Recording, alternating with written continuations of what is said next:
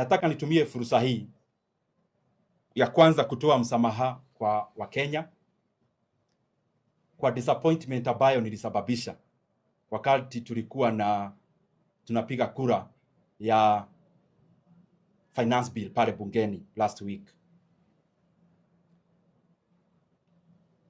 Ni vizuri niseme vizuri na kinagaubaga ya kwamba haikuwa nia yangu ya kukwepa wajibu wangu kama mbunge wa Kiharu na mbunge wa National Assembly.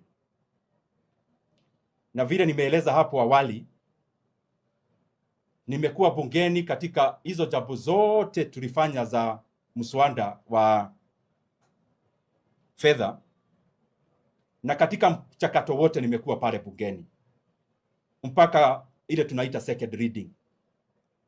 Na hapo second reading tukapiga kura na tukaitisha ile inaitwa mgawanyo ama division. Kwa bahati mbaya tukakuwa watu 27 wa bunge pale ambao walikuwa na